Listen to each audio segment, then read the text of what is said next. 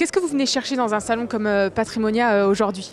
Je viens chercher de l'information, voir d'ex-collègues parce que j'ai fait l'OREP l'année dernière, donc d'ex-collègues de l'OREP, et trouver des idées d'investissement pour mes clients. Des nouvelles solutions qu'on pourrait proposer éventuellement à nos clients qui sont dans la capacité d'atteindre cette solution, et ensuite, je sais pas, peut-être des nouveaux partenaires aussi.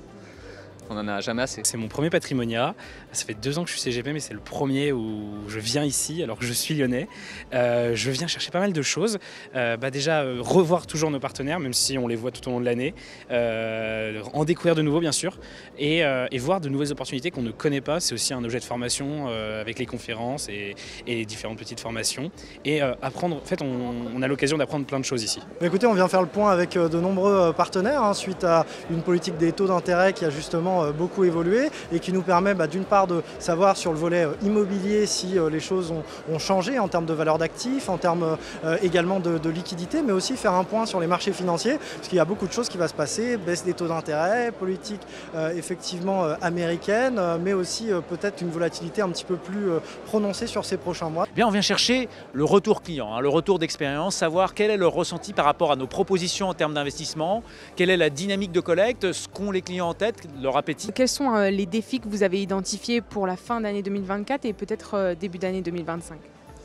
Les défis qui arrivent, c'est plus sur la fiscalité, parce qu'on rentre dans une grosse période fiscale, peut-être un peu plus défiscalisé en plaçant sur le PER par exemple, ou d'autres solutions, et éviter le racket de l'État. Pour moi, c'est du racket, tout ce qu'ils nous prennent chaque année. Oui, bien sûr. Alors déjà, le sujet immobilier, il est clair que nous, chez Greenpeak, ça fait un certain nombre de mois, voire même d'années, qu'on reste en fait vraiment à l'écart de cette thématique suite à une politique de hausse des taux assez soutenue. Donc le sujet, ça va être justement de refaire le point avec les partenaires, de voir aujourd'hui comment se situe leur niveau de liquidité par rapport à la collecte qu'ils peuvent enregistrer mensuellement. Et il y a des acteurs qui s'en sortent très bien, d'autres où c'est un petit peu plus compliqué.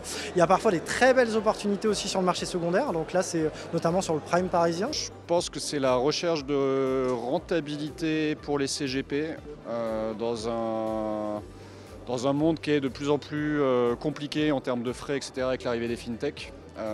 Donc trouver de la valeur ajoutée pour les clients pour justifier les frais. Et on a surtout un objectif, c'est une plateforme digitale qu'on souhaite lancer de distribution pour les petits épargnants, mais de façon générale proposer en fait un service d'épargne vraiment global avec toutes les solutions qui existent.